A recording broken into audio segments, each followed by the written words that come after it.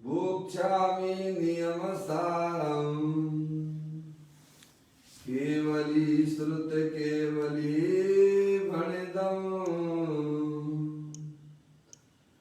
नमो करो अनंत उत्कृष्ट दर्शन ज्ञान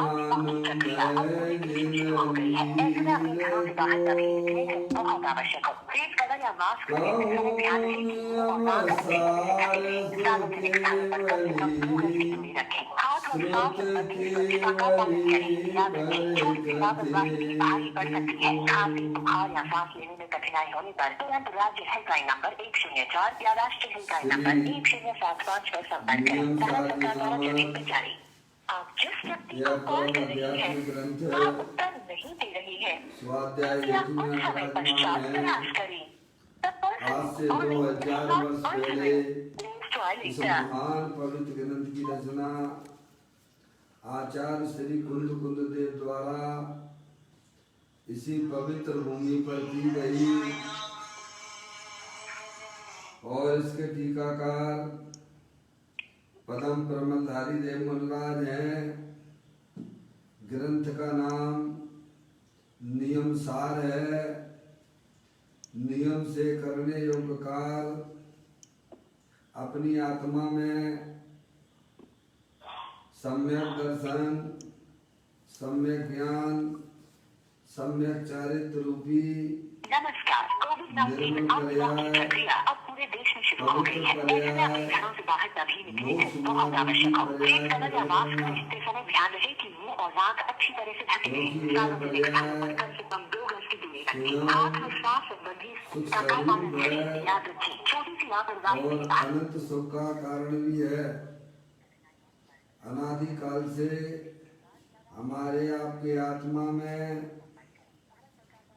पर को अपना जानने वाली, पर को अपना मानने वाली, पर के साथ संबंध रखने वाली ऐसी मोह राग देश रूपी मलिन पर्याय, अपवित्र रूप पर्याय प्रकट है, जो स्वयं दुख स्वरूप है और अनंत दुख का कारण भी है।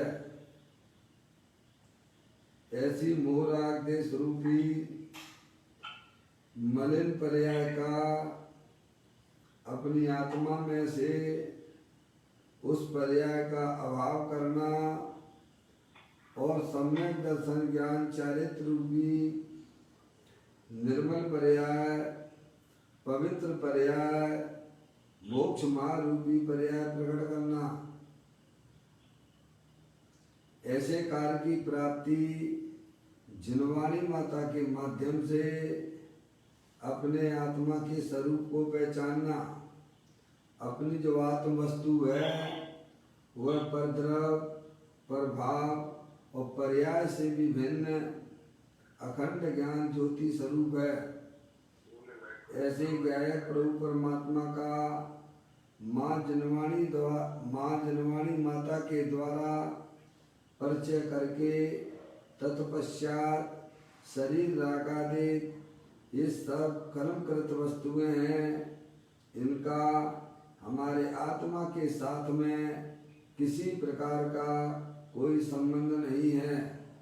इस प्रकार सम्यक वेद ज्ञान पूर्वक शरीर रागादि का लक्ष्य छोड़ के अंतरोन्मुखी उपयोग के द्वारा अपने ज्ञायक प्रभु परमात्मा में अपनापन स्थापित करना, उसे ही निज रूप से जानना और उसमें ही अपनी वर्तमान पर्याय को मग्न कराना, उसे ही अरिहंत परमात्मा धर्म कहते हैं। देखिएगा उसकी चर्चा आचार्य भगवंतों ने, मुनिराजों ने एक एक गाथा, एक एक कलश और टीका के माध्यम से हमें अपने आत्मा के स्वरूप को समझाया है। यहाँ पर श्री नियम सार जी ग्रंथ का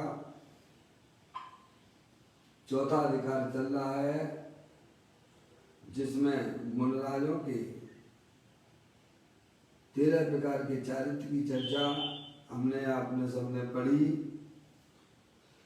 उसके पश्चात अनंत परमेष्टि के स्वरूप को भी जाना। अभी यहाँ पर 72वें नंबर की गाथा के माध्यम से सिद्ध परमेष्टि के स्वरूप की चर्चा चल रही है।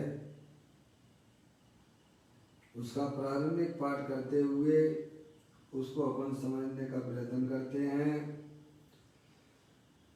है अष्ट गुण संयुक्त आठों कर्म बंध विनष्ट है।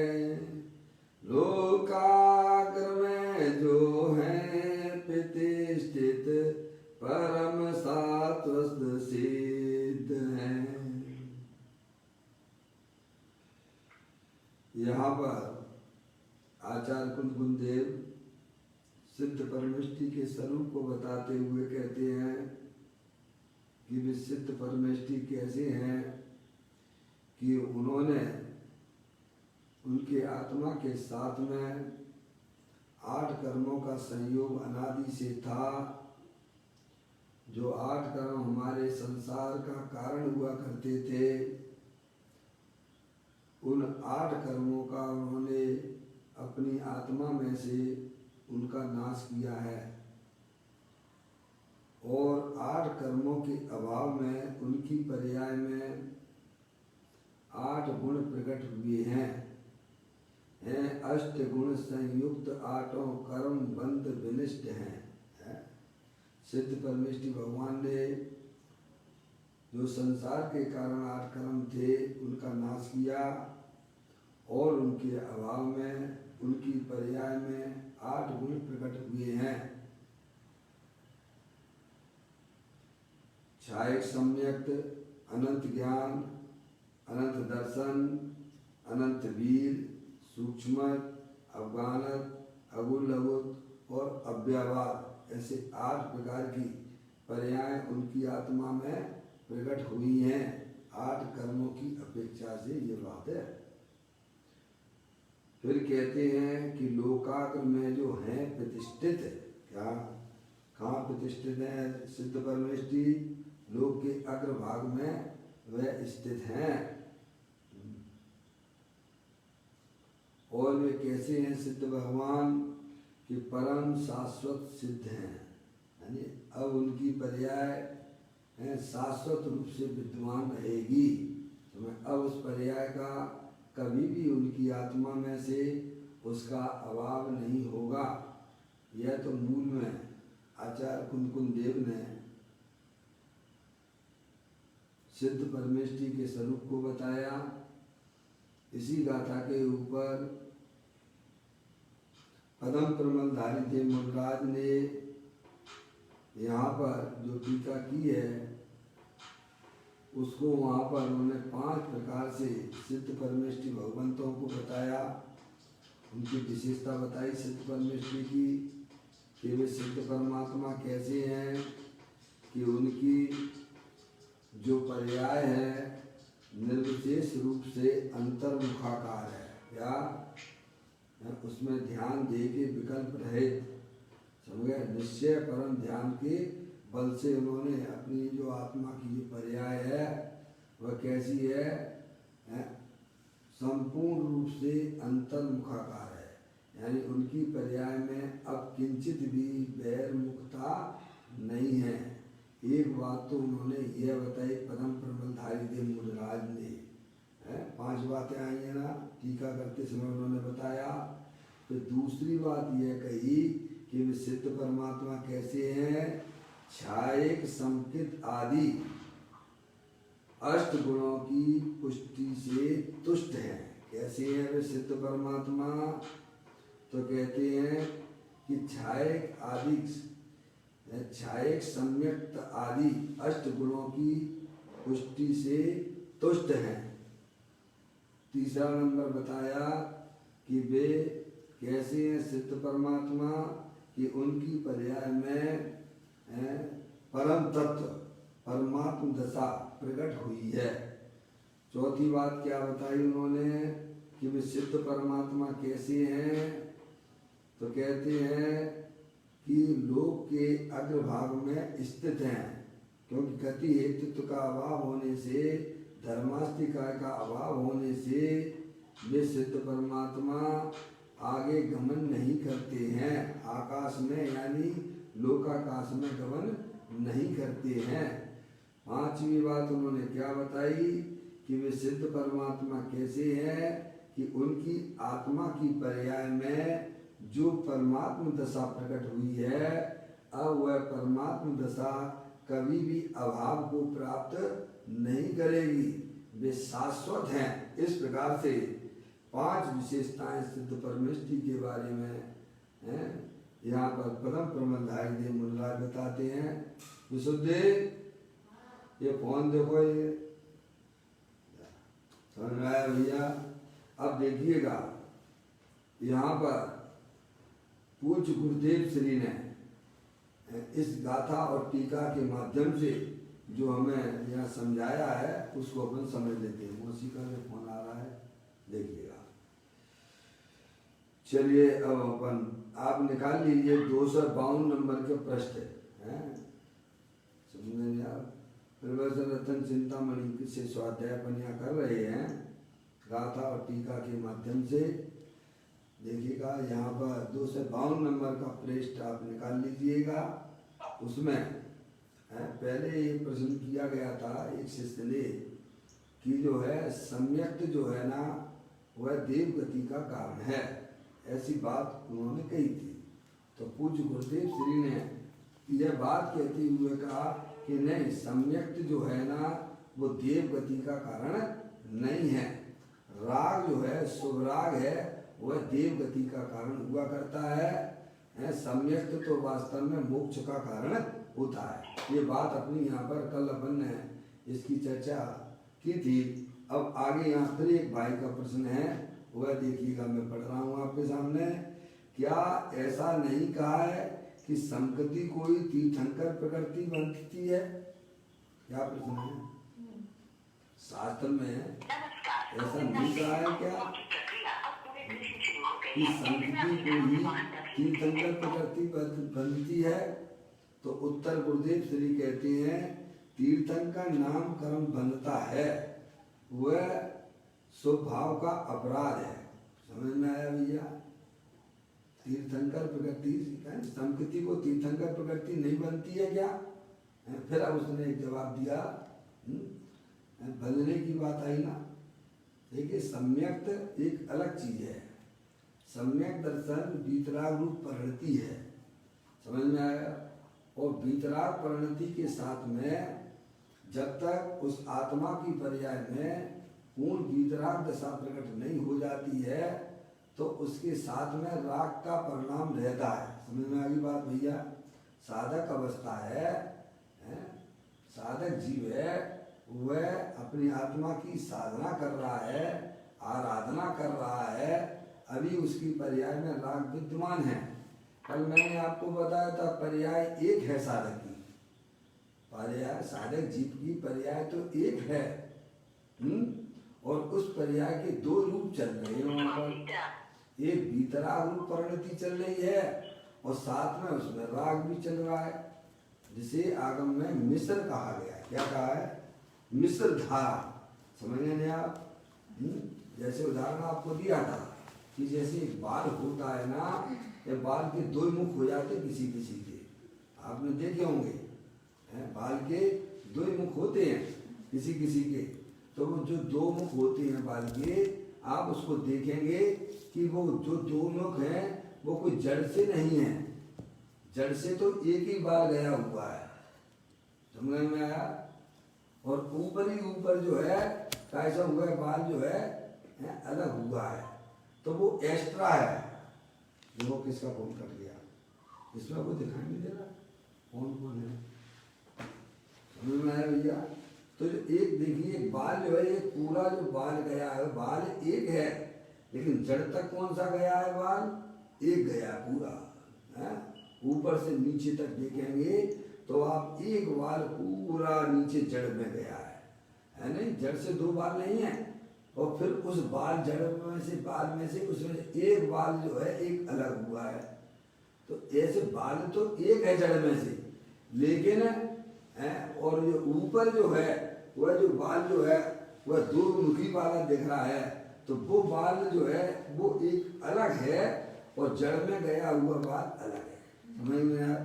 ऐसे ही जो सम्यक दर्शन हुआ है, वो सम्यक दर्शन रूपी जो बाल जो ऊपर जो है ना, वो जो जड़ तक गया है, वो तो सम्यक से संबंध है? और जो एक्स्ट्रा दिख रहा है उस बाल में, जो अलग से दो मुखी हुआ है, वो तो एक्स्ट्रा है। समझ में आया भैया? आगे बात समझ में?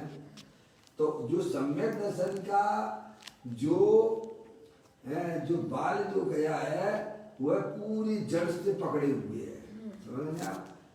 ऐसे ही सम्यक दर्शन का जो है ना, सम्यक दर्शन रूपी जो पर्याय भीतराग रूप परिणति है ना, वो अंदर से अपने ज्ञाय प्रभु परमात्मा को पकड़े हुए है। अब उसके साथ में वो एक्स्ट्रा एक चीज जो हो गई है बात है, वो एक्स्ट्रा है, वो रागादिक परिणति है। तो जो रागादिक परिणति है वह तो संसार का कारण है, वह बंध का कारण है। समझा? और जो मूल में जो पाल गया हुआ है वो उसका संबंध मूल में अपने ज्ञाय प्रभु परमात्मा से जुड़ा हुआ है। समझ में आ गई भैया? साधक जीव है, जब तक उसकी पर्याय में पूर्ण वीतराग दशा प्रकट नहीं हो जाती है, तब तक उसकी पर्याय में राग रहता है। अगर राग ना हो गए तो फिर अर्यंत अवस्था हो जाएगी। क्या हो जाएगी भैया? आप अपनी बात को समझिए अजय भैया। अगर पर्याय में से पूर्णता ही राग खत्म हो जाए तो उस अवस्था का नाम होता है वीतराग, अर्यंत सिद्ध परमात्मा। समझेंगे आप? और जब तक राग विद्यमान है तब तक साधक अवस्था है, क्या छद्मस्त अवस्था है। और जो राग है वह बंध का कारण है, और उसमें और जो वीतराग दशा है वह मुक्ति का कारण होता है। पापा, जैन दर्शन बहुत सरल है, उसको अगर हम समझना चाहें तो बहुत अच्छी तरह से बढ़िया तरीके से अपन समझ सकते हैं, और समझ के हम अपनी आत्मा का कल्याण कर सकते हैं। हमें अपनी आत्मा के साथ में कनेक्शन भाई साहब जोड़ना बस है। क्या अनादिकाल से हमारा आत्मा, हमारी पर्याय हमारे आत्मा को छोड़े हुए है, आत्मा से कनेक्शन नहीं किया है, इसीलिए हमारी आपकी सबकी पर्याय में वह दुख की पर्याय चल रही है। समझ में आया भैया? ऐसी दुख की पर्याय का अगर नाश करना है तो अरिहंत परमात्मा के द्वारा बताया गया जो वस्तु स्वरूप है उसका हमें ज्ञान और श्रद्धान अगर हमारे पास में होगा तो अवश्य हम ये संसार रूपी जो बेल है उसको काटते हुए मोक्ष मार्ग में गमन करते हुए केवल ज्ञान और सिद्ध पर्याय भी प्राप्त कर सकते हैं। समझ में आया भैया? एक बार इस तत्व को ध्यान से सुनना। समझ में आया भैया? क्योंकि मैं चेतन सर्वस्तु हूँ, मेरा ना तो जन्म होता है और ना मेरा कभी मरण होता है। समझ में आया भैया? ऐसा मैं अविनाशी तत्व हूँ, चेतन रूप ही रहूंगा। क्यों ना ये बार बार की झंझट जो है ना भाई साहब खत्म करो। अब हमारी आत्मा को जन्म मरण के सिलसिले से निकाल के बाद ज्ञाय प्रभु परमात्मा और अनंत काल सुख रूप से परिणमन करे, ऐसी उसकी व्यवस्था हमें कर लेना चाहिए। समझ में आया भैया? तो यहाँ जो भाई का जो बात प्रश्न चल रहा है कि भाई साहब सम्यक्त जो है वह बंध का कारण है, देव गति का कारण है, तो पूर्व में यह बात समझा के आए हैं कि नहीं भाई साहब, सम्यक्त तो जो है मुक्ति का कारण हुआ करता है, राग जो है वो बंध का कारण है। सम्यक के साथ में जो राग की परिणति रहती है वह बंध का कारण है, और सम्यक तो वास्तव में परंपरा से अरे साक्षात मुक्ति का कारण है। समझ में आए भैया? ऐसी कोई अद्भुत बात यहाँ चल रही है। समझ में आई? फिर यहाँ ये भाई का प्रश्न दिया गया है, क्या ऐसा नहीं कहा है कि संकृति कोई तीर्थंकर प्रकृति बनती है? संकृति को ही तीर्थंकर प्रकृति बनती है, क्या ऐसा शास्त्रों में नहीं कहा है? कुछ गुरुदेव श्री उस बात का खुलासा करते हुए कहते हैं तीर्थंकर नाम कर्म बनता है वह शुभ भाव का अपराध है। क्या किसका अपराध है? अपराध है वो पर पे झुक झुक जाना। ये आत्मा का कर्म भी नहीं है, ये आत्मा का धर्म भी नहीं है। पर पदार्थ कितना भी विशाल क्यों ना हो पर हमारे लिए तो वह पर ही है ना। सही बात। अपने आत्मा की तरफ झुकना, पर्याय का काम अपनी आत्मा की तरफ झुकने का है। पर पदार्थों की तरफ झुकना ये भाई साहब उसके लिए बहुत बड़ा अपराध है। आगे बात समझ में। और उस अपराध का फल जो है भाई साहब 4 गति हुआ करता है। समझ में आ गई? 24 घंटा बैरमुखी बने रहते हैं भाई साहब। पंच इंद्री के विषय मेरे को सुख देंगे। अरे तेरा सुख उनमें हो तो मिलेगा ना प्रभु। जहां सुख है तू देखता नहीं है भाई। कहते हैं तीर्थंकर नाम कर्म बनता है वह शुभ भाव का अपराध है। समझ नहीं आ भाई साहब। परंतु संकृति के कारण वह प्रकृति नहीं बनती। समझ नहीं आ भैया। तीर्थंकर प्रकृति भाई साहब सम्यक्त के कारण से नहीं बनती है। सम्यक्त के साथ में जो राग है उस राग से बनती है। आगे बात समझ में भैया। पर्याय के 2 रूप हो चुके हैं साधक जीव की पर्याय में। अज्ञानी की पर्याय में केवल एक ही रूप चल रहा है, बस एकांत मोराग देश की परिणाम। समझ में आया? और परमात्मा की पर्याय में भी केवल एक ही रूप चल रहा है, केवल वीतराग वीतराग वीतराग वीतराग, आनंद आनंद आनंद आनंद आनंद आनंद। और साधक की पर्याय में 2 रूप चल रहे हैं। क्या भाई साहब? एक तरफ वीतराग रूप परिणति चल रही है और दूसरी तरफ उसके साथ में राग का परिणाम चल रहा है। और वह राग का परिणाम जहां तक है वहां तक बंध का कारण हुआ करता है और जो वीतराग परिणति है वह मोक्ष का कारण है। बराबर? तेरी बात समझ में आ गई भैया?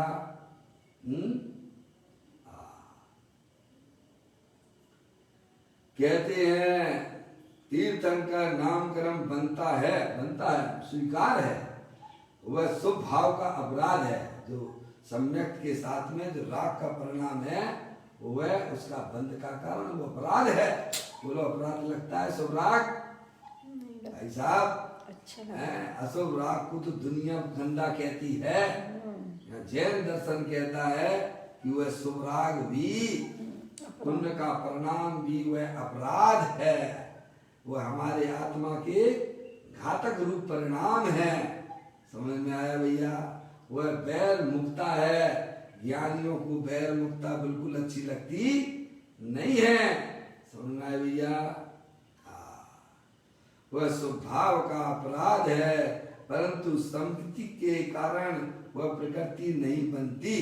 तीर्थंकर प्रकृति है संकित परिणाम, वह निर्मल परिणाम है, वह वीतराग परिणाम है। उस पर्याय का संबंध है, उस पर्याय की जड़ जो है ना त्रिकालिक ध्रुव भगवान आत्मा से है। समझ में आया भैया? क्या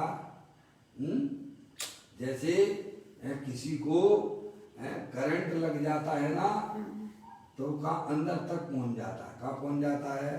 और वह व्यक्ति मरण को प्राप्त हो जाता है। ऐसे ही जो सम्यक्त रूपी जो पर्याय है ना वह आत्मा की जड़ में पहुंच चुकी है। समझ में आया? अब वह अमरता स्वरूप अपने आप को अनुभव करती है। पूरे जड़ में समझेगा नहीं आप, पूरे आत्मा में फैल चुकी है। कहाँ फैल गई है? जैसे पानी का जो है ना बर्तन में रखा हुआ पानी सामने समुंदर है भाई साहब, उसमें डाल देते हैं तो वह वो पानी का बर्तन का पानी समंदर रूप से हो जाता है, मिल जाता है। ऐसे ही सम्यक की पर्याय भी अपनी आत्मा में क्या हो गई है भाई साहब? पूरे में फैल गई है। वहां तुम यही नहीं पहचान सकते हो भाई साहब कि कौन सा द्रव्य है और कौन सी पर्याय है। आगे बात समझ में। ऐसी उस सम्यक की पर्याय का अपने आत्मा के साथ में है भाई साहब मिलन होता है। और राग की पर्याय तो भाई साहब ऊपर ही ऊपर है। समझ में आया भैया। राग की पर्याय अभी साधक जीव की पर्याय में है, पर उसका स्वरूप ऊपर ऊपर रहने का है, अंदर में प्रवेश नहीं करता है। और जो राग रह गया है वो संसार का कारण होता है, चाहे वह ज्ञानी का राग भी क्यों ना हो। समझना है भैया। देखिएगा बहुत सुंदर चर्चा है। थोड़ा अपना भाई साहब म्यूट कर लीजिए मोबाइल, जिनका भी है। देखिएगा आप अपना सभी लोग मोबाइल म्यूट कर लीजिए। बार बार कहने में अच्छा नहीं लगता, सुबह का टाइम है भैया।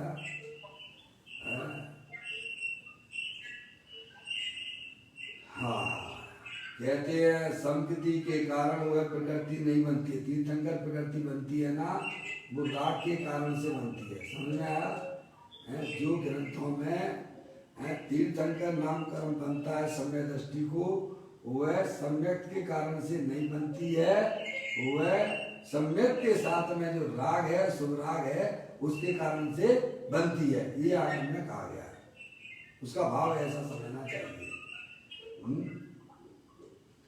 चलिए, ज्ञानी को तीर्थंकर नामकरण बने, मुनि को आरक शरीर बने, आरक शरीर भी है ना, इत्यादि बंद हो, वह सब शुभ उपयोग का अपराध है। समझ रहे हैं। किस काय का अपराध है? राग का, शुभ राग का, कसाई की मंदता का अपराध है। उसे ज्ञानी जीव अपराध समझते हैं और अज्ञानी जीव उसे समझते हैं हमारे कल्याण का कारण है। समझ में आया भैया। वह तुम्हारे कल्याण का कारण कैसे हो सकता है? पराधीन सपनों सुपना। ये तो कहावत है ना, स्वाधीनता ही धर्म है और पराधीनता तो भाई साहब दुख रूप है। उसे अज्ञानी लोग उसे मुक्ति का कारण मानते हैं और ज्ञानी जीव उसे अपराध मानते हैं। इसीलिए उनकी पर्याय में वह शुभ राग टिक नहीं पाता है और अज्ञानी उससे कल्याण मानते हैं, तो वे 4 गति 84 लाख योनियों में भ्रमण करती है। समझ में आ गई भाई साहब। ज्ञानी को तीर्थंकर नामकरण बने, मुनि को आरक शरीर बने, इत्यादि बंद हो, वह सब उपयोग का अपराध है। जिस भाव से तीर्थंकर नामकरण बनता है वह भाव भी अपराध है। ऐसा श्री अमृतचंद आचार्य कृत पुरुषार्थ सिद्धि उपाय गाथा 22 में पाठ है। पंच महाव्रत का परिणाम भी अपराध है, क्योंकि वह विकल्प है, राग है। दूसरे आचार्य भगवंत भी उसका प्रमाण देते हैं कि राग जो है वह जो है भाई साहब संसार का कारण है। यह आचार्य अमृतचंद देव का लिया नहीं, पुरुषार्थ सिद्धि उपाय की 22 नंबर की गाथा। क्या भाई साहब, श्री अमृतचंद आचार्य कृत पुरुषार्थ सिद्धि उपाय गाथा 22 में पाठ है ऐसा कि पंच महाव्रत का परिणाम भी अपराध है, क्योंकि वह विकल्प राग है। क्या एक आचार्य तो कह ही रहे थे, दूसरे आचार्य का भी प्रमाण यहाँ आपको मिल जाएगा। मौसी, आजकल लोगों को प्रमाण बहुत चाहिए। ग्रंथ में कहीं लिखा है क्या? मौसी, आपने एक दफे प्रमाण मांगा था कि आचार्यों का कोई प्रमाण है क्या? तो आपको प्रमाण भी दिया जा रहा है।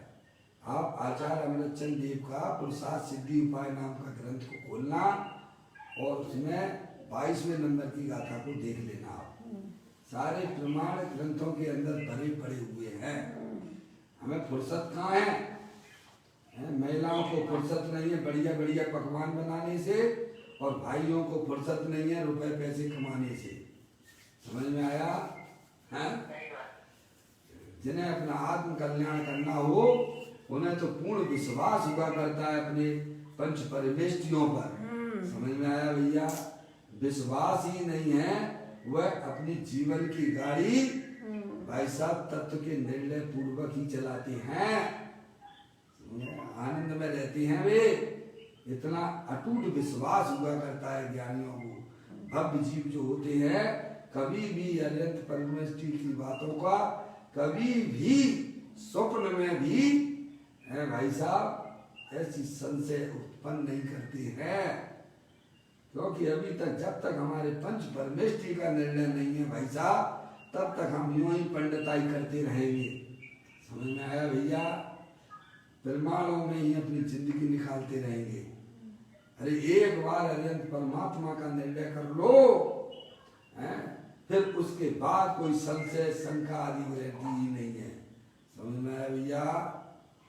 या प्रमाण भी दे रहे हैं आपको। तो कहते हैं श्री अमृत चंद्राचार्य कृत पुरुषार्थ सिद्धि उपाय गाथा 22 में पाठ है कि पंच महाव्रत का परिणाम भी अपराध है। बोलो कौन सा वह परिणाम है भाई साहब? वह पाप रूप परिणाम होगा कि पुण्य रूप परिणाम होगा? हैं 28 मूल गुण को पालने का जो भाव आत्मा की पर्याय में होता है वह परिणाम पाप रूप परिणाम होगा कि पुण्य रूप परिणाम होगा कि वह वीतराग रूप परिणाम होगा? अरे आप तो ज्ञान के भंडार हो ना, हैं? बोलो जान सकते हो कि नहीं जान सकते हो? हैं बोलो ना। पुण्य का परिणाम होगा ना भाई, है कमाने का परिणाम, खाने का परिणाम, लड़ाई झगड़ा करने का परिणाम, वो कौन सा परिणाम होगा भैया मेरे? बताइए आप, इसमें क्या ऐसी बातें हैं जो हमारे ज्ञान में ना आती हो? 24 घंटा हमारे परिणाम कहाँ जाते हैं बोलिएगा आप? पाप रूप परिणाम में जाते हैं कि पुण्य रूप परिणाम में जाते हैं कि वीतराग रूप परिणाम में जाते हैं? डॉक्टर साहब होंगे? अजय भैया डॉक्टर साहब है लाइन पर? कोई बात नहीं है भैया। अशोक भैया, राजीव भैया, राजीव भाई, अपन अपने परिणामों को अपनी पर्याय को जान सकते हैं अथवा नहीं जान सकते हैं? जान सकते हैं। जान सकते हैं। पाप का परिणाम हो उसको लक्षण बता दिया गया है आपको, पुण्य का परिणाम है उसका भी लक्षण बता दिया गया है, और धर्म का परिणाम है उसका भी लक्षण बता दिया गया है। बताइए आपसे कौन सी बातें छुपी रह सकती हैं? अपने परिणामों की हमें खबर नहीं है क्या? तो क्या जड़ हो क्या है भाई साहब? ज्ञान के भंडार हो मौसी, सबको जाना जा सकता है। एक समझदार व्यक्ति अगर कोई बनाया गया है जगत में तो चेतनेश्वर भगवान आत्मा है भाई साहब। वह कोई बेवकूफ जैसी बातें करे तो शोभा नहीं देती है। अगर यह बात है भाई साहब पुद्गल द्रव कहे, धर्म द्रव कहे, अधर्म द्रव कहे, आकाश द्रव कहे, काल द्रव कहे तो चल सकता है, क्योंकि वह जानने देखने की शक्ति से रहित है। और चेतन अगर ऐसी बात है कहे कि भाई साहब हम नहीं जान पाते हमारे परिणाम कैसे होते हैं पप्पू भैया, तो क्या ये अच्छी बात है क्या? कोई समझदार ही बेवकूफ की बातें करने लग जाए तो बोलो भाई साहब क्या होगा? मुझे अपने परिणामों की खबर नहीं रहती। अरे भाई ऐसा तू अपने आत्मा के साथ क्यों बर्ताव करता है? तू ज्ञानेश्वर है, चेतनेश्वर है, अखंड ज्ञान ज्योति स्वरूप है, परमेश्वर है। समझ में आ भैया? तेरे से कोई भी बात छुप नहीं सकती है। तो यहाँ कहती है कि आचार्य अमृतचंद देव ने पुरुषार्थ सिद्धि उपाय की 22वें नंबर की गाथा में यह कहा है कि पंच महाव्रत के परिणाम, 28 मूल गुण के परिणाम जो मुनराज की पर्याय में हुआ करते हैं वे परिणाम पुण्य रूप परिणाम है, शुभराग रूप परिणाम है, और वह परिणाम अपराध है। समझ में आया भैया। और उसके साथ में वहीं पर देखिएगा, अगर वह भावलिंगी संत है तो उसके पर्याय में प्रचुर स्वसंवेदा तंदी आनंद भी चल रहा है। समझ में आया। अज्ञानी की पर्याय में शुभ अशुभ परिणाम चला करते हैं, और ज्ञानी की पर्याय में एक वीतराग रूप परिणाम हुआ करता है। मुनराज की पर्याय की बात कर रहे हैं, और उसमें शुभ भाव है, अशुभ भाव का तो वहां भी अस्तित्व नहीं है। समझ में आ गई भैया। अशुभ भाव का अस्तित्व तो सम्यक दृष्टि जीव की पर्याय में चौथे गुण स्थान में होता है, पांचवें गुण स्थान में होता है भाई साहब। छठवें और सातवें गुण स्थान में पाप का परिणाम नहीं होता है। वहां तो शुद्ध भाव, प्रचुर स्वसंवेदन, और साथ में उसके राग किंचित राग भी है। वह जो राग है वह अपराध है, और वह अपराध का फल तो है भाई साहब बंद होता है। दुनिया में भी लोग अपराध करते हैं तो वे जेल में जाते हैं कि नहीं जाते हैं? अपराधी जेल में जाता है कि नहीं जाता है? हमारे 5 पांडव मुनि अवस्था में थे, भावलिंगी संत थे। 3 तो मुक्ति को प्राप्त हो गए, और 2 ने अपराध किया, तो उसकी सजा कहाँ, क्या सजा मिली भाई साहब? सोचिएगा आप। 24 घंटा हम जो पाप के परिणाम करते हैं, तो हमारी भी कोई जगह होगी क्या नहीं होगी? हैं? बताओ, हम अपने आत्मा के लिए क्या कर रहे हैं? जो निरंतर अशुभ परिणामों में हमारा मन, हमारा उपयोग लगा रहता है, भाई साहब कौन सी गति में जाओगे प्रभु? हैं? बताइए। विचार कीजिए भाई साहब।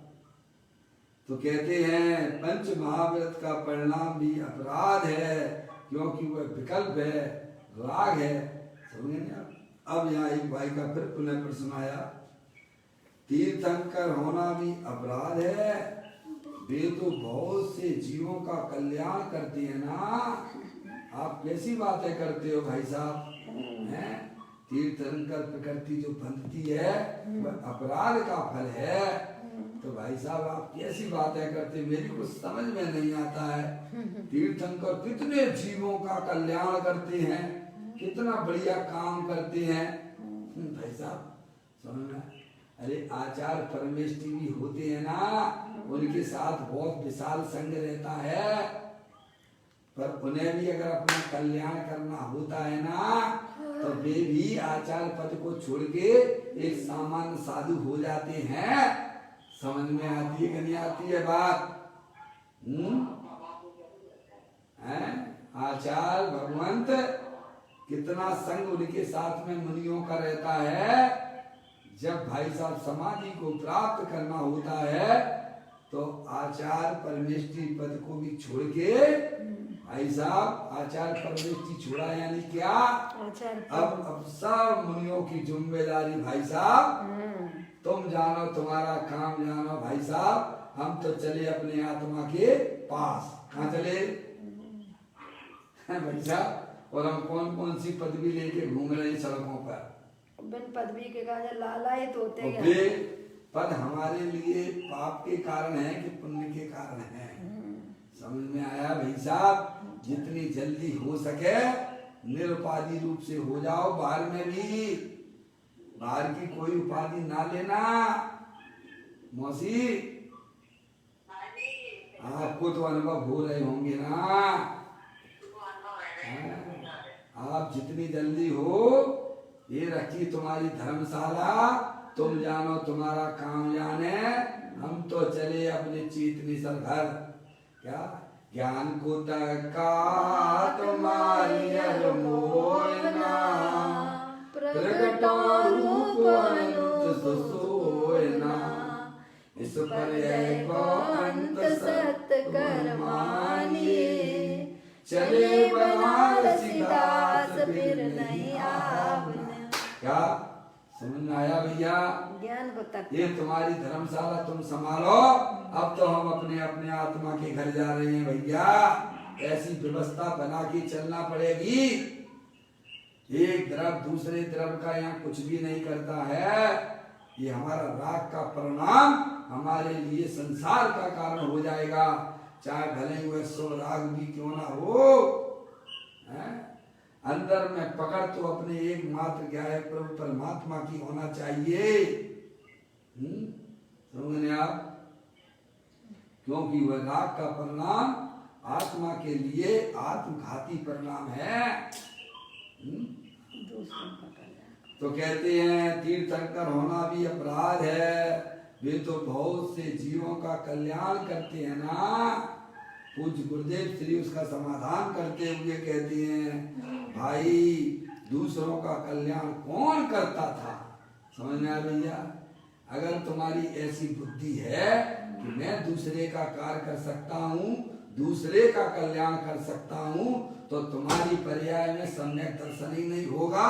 वो तीर्थंकर प्रकृति तो बाद की बात करना। तो दशा चल रही है। एक द्रव अगर दूसरे द्रव का करने धरने वाला है, जब तक हमारी बुद्धि में ज्ञान में यह चल रहा है, तब तक भाई साहब सम्यक दर्शन ही नहीं होता है। मौसी, ये कर्तव्य के बोध से फ्री हो, क्योंकि आत्मा ज्ञाता दृष्टा पुरुष है, करने धरने वाला नहीं है। ये करने धरने की बुद्धि तो भाई साहब संसारी जीवों को हुआ करती है, मोक्ष मार्गियों को नहीं है। भाई दूसरे का कल्याण कौन करता था? और संकिति अथवा मुनि को, तो दोनों को लिया, देखिए संकिति अथवा मुनि को ऐसा तीर्थंकर प्रकृति बंधने योग स्वभाव आवे तो वे मोक्ष जाने से रुक जाते हैं। बोलो रुक गए कि नहीं रुक गए? आपके दो मुनिराज भावलिंगी संत हैं, नकुल और सहदेव। नकुल और सहदेव हैं भाई साहब, रुक गए कि नहीं रुक गए? उनके तीन जो है पूर्व भव के यानी उसी अवस्था में भाई थे, मुनि हुए हैं, और थोड़ा सा विकल्प आया, अरे उन मुनिराज का क्या होता होगा उपसर्ग के काल में। समझ आया? तीन को नहीं आया, दुनिया जाए बाहर में, आने दो, हमारे कर्म के उदय से आ रही है। अगर ये नहीं आएंगे तो हमें इन कर्मों से कौन छुड़ाएगा? क्या भाई साहब हैं? ये तो हमारे लिए हितकारी हैं। वे उन कर्मों के उदय को अपना हितकारी समझते हैं। समझ में आया भैया? गजब हो गया। थोड़ा सा भी विकल्प गया और वह जीव कहाँ चला गया भाई साहब? नकुल सहदेव कहाँ चले गए? 33 सागर की जेल में चले गए। यहाँ तो 3 चौकड़ी कसाई के अभाव कुछ सम्मेलन में आनंद लेते थे, और भाई साहब प्रमोशन ना होकर डिमोशन हो गया। क्या हो गया? डिमोशन हो गया है भाई साहब। वहाँ चौथे गुण स्थान में ही रह गए भाई साहब, देखिएगा। और 33 और वे जो 3 जो है उनके साथी मुनिराज भाई साहब कहाँ चले गए? वो प्रमोशन हुआ कि डिमोशन हुआ? प्रमोशन हुआ उनका। तो उस पर्याय में अनंत दर्शन, अनंत ज्ञान, अनंत सुख, अनंत वीर की पर्याय प्रकट की है उन्होंने। भाई साहब समझ में आया? राग तो भाई साहब बंद का कारण ही हुआ करता है। है ना, उसमें छेड़ाना राग आग दहे सदा ताते समामर से ही सब लिखा पड़ी है भाई साहब। हमें विवेक से काम करना चाहिए। कहते हैं भाई दूसरों का कल्याण कौन करता था? और संकिति अथवा मुनि को ऐसा तीर्थंकर प्रकृति बंधने योग्य स्वभाव आवे तो वे मोक्ष जाने से रुक जाते हैं। रुक गए कि नहीं रुक गए? बोलो। 33 सागर तक गए वो नकुल सहदेव हैं। अब 33 सागर कितना लंबा चौड़ा सब कुछ मान लीजिए आप, है नहीं? उतना तो अब चौथे गुण स्थान में रहेंगे वे हैं। और फिर वे जो है मनुष्य होंगे देवगति से आके, और फिर अपना कल्याण करके फिर आगे बढ़ेंगे। तब तक के लिए तो अनंत दर्शन ज्ञान सुख से तो वंचित रहे ना, है भाई साहब। और वे देखो उनके साथी 3 मुनिराज हैं? अपने आत्मा का सब बोलिएगा। बोल रहे हैं सिद्धांत। बैर मुक्ता हमेशा दुखकारी होती है, समझ में आया? और अंतर मुक्ता हमेशा सुखकारी होती है। तो कहते हैं तीर्थंकर करती बंदे योग स्वभाव आवे तो वे मोक्ष जाने से रुक जाते हैं। और 2 भव करना पड़ते हैं। कितने? एक भव तो वही वाला और दूसरे भव में जाएंगे और फिर जो अपना कल्याण करेंगे तो 2 भव हो जाएंगे। समझ नहीं आप? एक स्वर्ग का भव और दूसरा मनुष्य का भव। इस प्रकार 2 भव अभी होंगे। समझ नहीं आप? इस प्रकार 2 भव अभी होंगे, परंतु इसी भव में केवल ज्ञान नहीं ले सकते हैं। यह बात बहुत कठोर है। कैसी है? समझ नहीं आप? यह लोगों को है भाई साहब अंदर में जम जाए, यह बात तो भक्त जीवों को जमती है, क्योंकि वे शुद्ध भाव के स्वरूप को भी जानते हैं और राग भाव के स्वरूप को भी जानते हैं। समझ गया? इसीलिए भक्त जीवों को यह बात बिल्कुल अंदर हृदय में बैठ जाती है। अज्ञानी केवल इसी में रहता रहे, ऐसा थोड़ा बस ऐसी टाइम पास करता रहेगा, निर्णय नहीं करेगा। समय भैया देखेगा। अब देखिएगा आगे आपसे कहते हैं एक प्रश्न और आया। स्वभाव मोक्ष का परंपरा हेतु है, ऐसा तो शास्त्र में अनेक जगह आता है। उसका अर्थ क्या है? भाई साहब देखो कितनी पकड़ है उसको, कैसे कैसे अपने प्रश्न बना के पूछ रहा है। समझ में आई? अरे आपको कहीं ना कहीं तो उसे साथ में लेके चलो आप स्वभाव को। ऐसा बिल्कुल मत दे नाक छिनकने जैसा छिनक देते हो तुम। समझ में आया भैया? जैसे नाक की गंदगी उधर डाल दी और उसे बिल्कुल मत देखो, नहीं आप देखते चलो, आप साथ में रखो। हैं ऐसा वो कहीं ना कहीं जो है पकड़ उसकी इतनी गहरी पड़ी हुई है स्वभाव की। तो उसने फिर कहा कि नहीं भाई साहब स्वभाव जो है ना तो परंपरा से तो मोक्ष का कारण कहा है ना शास्त्र में, तो कहा है ना परंपरा का तुम अर्थ समझते हो भाई साहब? ये बताओ पहले। हैं? अरे परंपरा से मोक्ष का कारण है ये शास्त्रों में कहा है, उसका मतलब क्या, तुम भाव क्या समझते हो ये बताओ। हैं? साक्षात मुक्ति का कारण तो अपना वितराग परिणाम है, अपना भगवान आत्मा है सारे विषय में। और वह परंपरा से कहने का मतलब ये है कि वह जब तक पूर्ण दशा नहीं होती है तब तक ज्ञानी की स्वभाव को परंपरा का कारण कहा गया है, लेकिन अज्ञानी के स्वभाव को भी तो परंपरा लागू पड़ती नहीं है। मौसी क्या? मौसी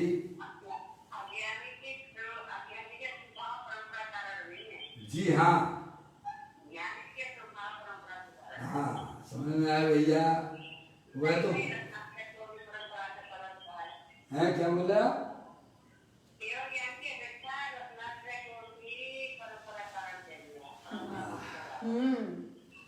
शुद्ध उपयोग वही वास्तव में साक्षात मुक्ति का कारण है।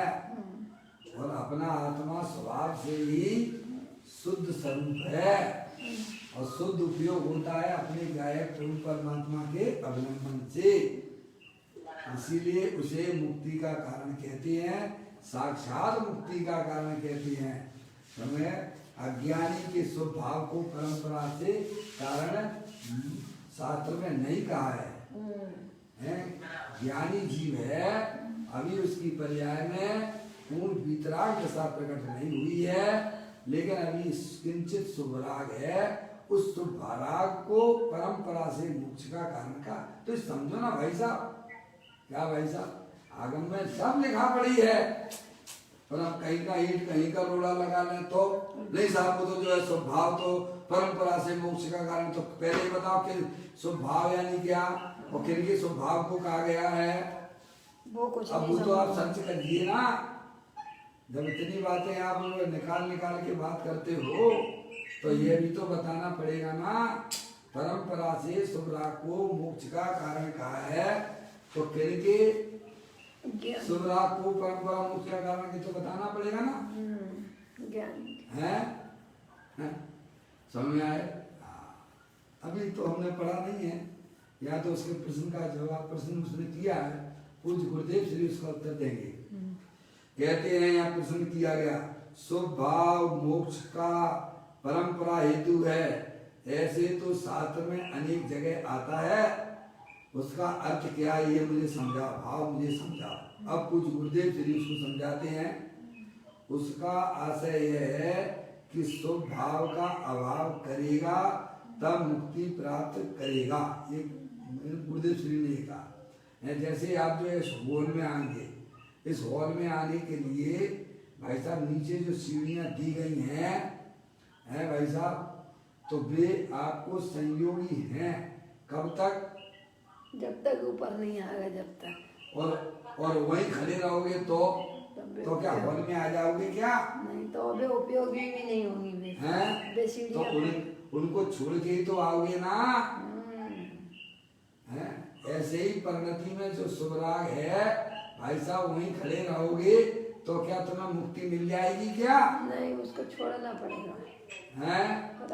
अगर मुक्ति मिल जाती तो हमारे आचार्य परमेष्ठी क्यों छोड़ते फिर उसे? हैं? बोलिएगा, छोड़ देते हैं ना, तभी तो अपने आत्मा में जाते हैं ना। सारे राग को छोड़ देते हैं। कहते हैं उसका आशय यह है कि स्वभाव का अभाव करेगा तब मुक्ति प्राप्त करेगा। अर्थात अब देखिएगा, जिस भाव से तीर्थंकर नामकरण बांधा था, उस शुभ राग का भी अभाव करेगा तब मुक्ति प्राप्त करेगा।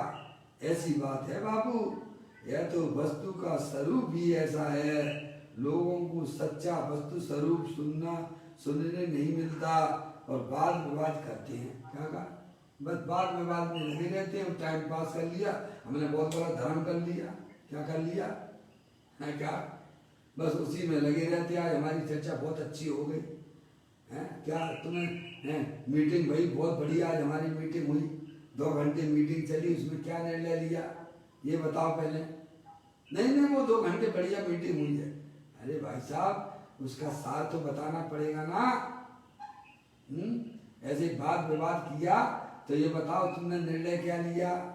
ये वीतरागता ही धर्म है, राग जो है वो संसार का कारण है।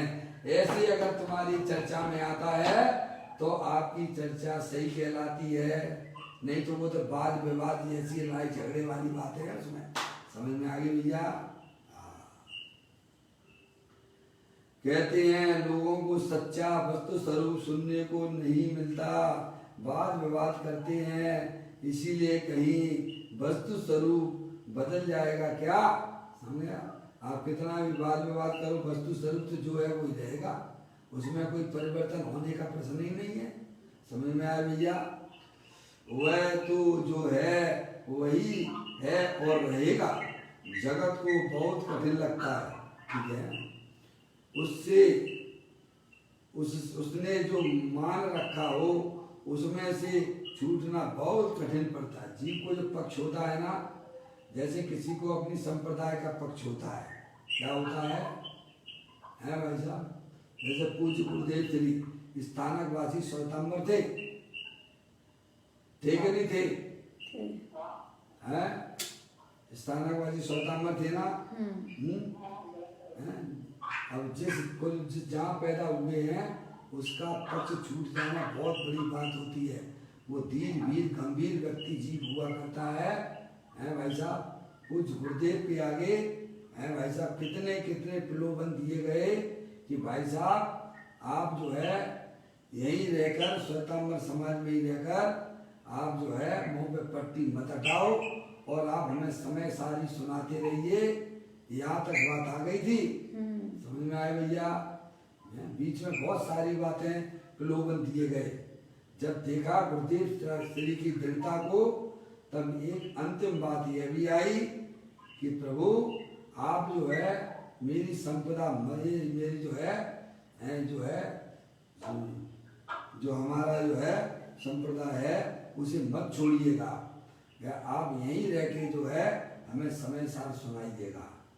पर पूज्य गुरुदेव श्री ने कहा एक म्यान में दो तलवारें नहीं रह सकती हैं। हम मुंह पे पट्टी भी रखें, श्वेतांबर का भी प्रचार प्रसार करें और दिगंबर ग्रंथ भी हम आपको सुनाते रहें, ये हमारे अंदर इस प्रकार का छल चलता नहीं है। ऐसी मायाचारी को हम किसी प्रकार से स्थान देते नहीं है। समझ में आया भैया? और उन्होंने वह छोड़ दिया। समझ में आया? ऐसे दृढ़ता वाले लोग होते हैं, यहाँ तो गंगा गए गंगादास और जमुना गए जमुनादास। समझ में आया भैया? जय भैया हैं, ये 10 धर्म निकल गए श्वेतांबरों के, ये भी हमारे हैं और दिगंबर के भी हैं, तो है ठीक है ना, इसमें ऐसा नहीं चलता है। समझ में आया भैया? हाथ में ना श्वेतांबर होता है ना दिगंबर होता है। समझ में? तो शरीर के भेद हैं, लेकिन उसमें भी है भाई साहब पक्का श्रद्धान होता है।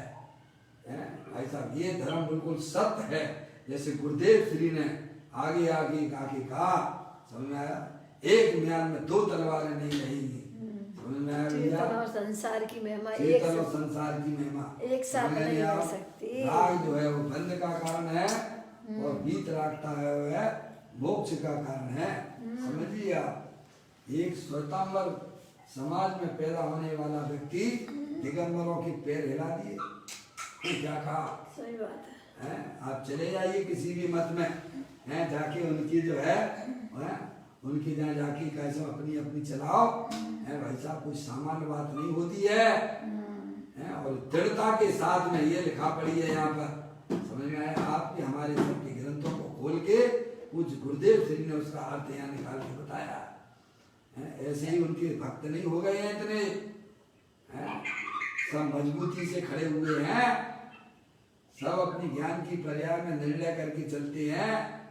समझ में? कोई ढिल्ले मुल्ले नहीं है। ऐसा तत्व ज्ञान की धारा उनके अंदर की पर्याय में बैठी हुई है।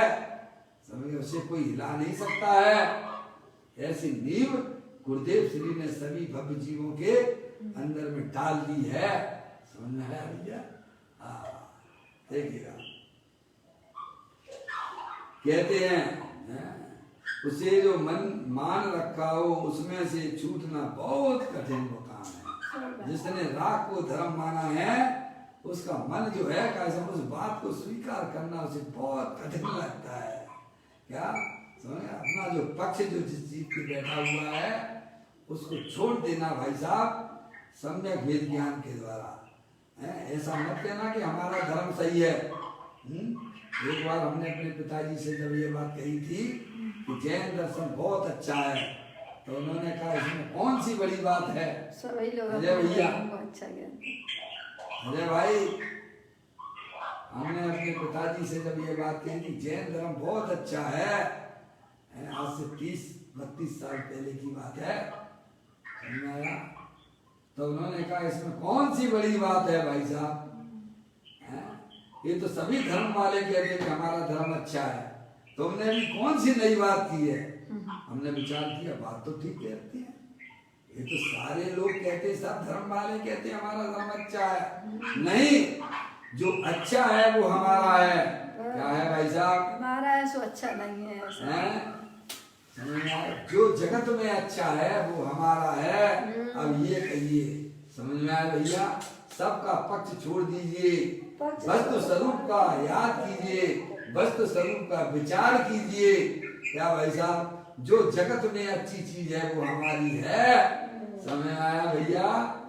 ऐसा जब अंदर में प्रवेश पर्याय कर जाती है तब फिर उसे यह समझ में आ जाता है कि भाई साहब भीत रागता ही धर्म है, राग है वह बंध का कारण है।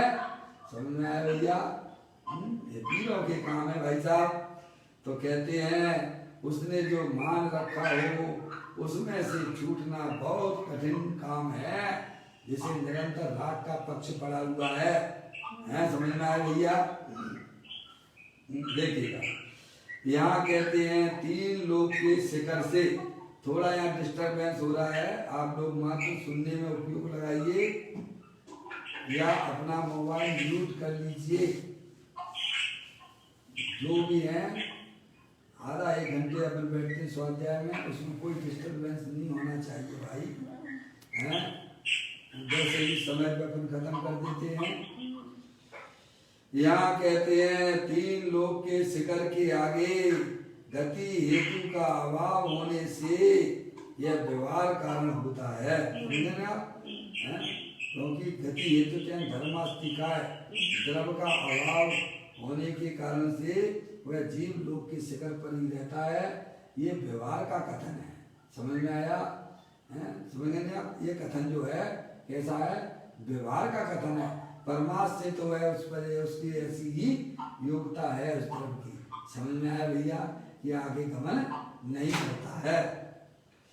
व्यवहार से कहे तो लोक के आगे गति का निमित्त नहीं है, इसीलिए सिद्ध भगवान आगे नहीं जाते। और निश्चय से कहे तो सिद्ध भगवान भी अपनी योग्यता आगे नहीं, अपनी योग्यता लोक से आगे जाने की नहीं है। समझ गया भैया? अपनी योग्यता, जीव की योग्यता जो है आगे जाने की नहीं है, इसीलिए वो आगे गमन नहीं करता। और व्यवहार से कहा जाए तो धर्मास्तिकाय के अभाव होने के कारण से कैसा वे आगे नहीं जाते। निश्चय व्यवहार का कथन समझना चाहिए ना। और वे स्वयं अपने उपादान से लोक के अग्र में स्थित हैं, बस इतनी बात है। अब मूल गाथा में ही ऋचा उसका अर्थ है। अब 5वें नंबर की बात चलती है, वह अपन यहाँ थोड़ा सा याद कर लेते हैं स्मरण के रूप में। कल उसके ऊपर पूज्य गुरुदेव श्री उस लाइन का अर्थ करेंगे। देखिएगा 5वें नंबर का टीका के माध्यम से। व्यवहार से अभूतपूर्व पर्याय में से पहले कभी नहीं हुई ऐसी सिद्ध पर्याय में से च्युत होने का अभाव होने के कारण नित्य हैं। जो सिद्ध भगवान कैसे हैं कि उनकी पर्याय अब कैसी हो गई है कि भाई साहब नित्य है। समझ में नहीं आए? अब उसका कभी भी अभाव होने वाला नहीं है, शाश्वत है। उसकी चर्चा अपन जो है पूज्य गुरुदेव श्री कल उसका खुलासा करेंगे, वहीं से अपन पढ़ेंगे। अभी अपना समय हो गया है।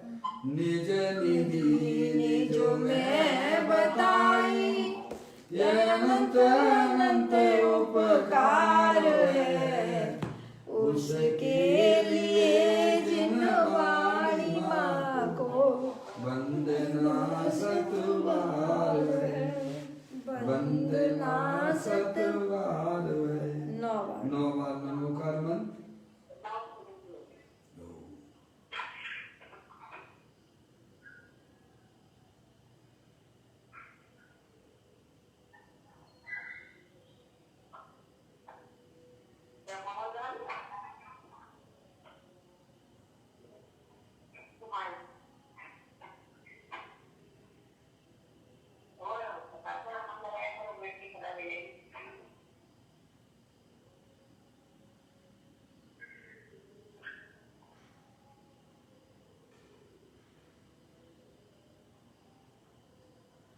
बोलो द्वादशांग जनवाणी माता की जय, महाजन धर्म की जय। सभी साधर्मी आत्मार्थी बंधुओं को सादर जय।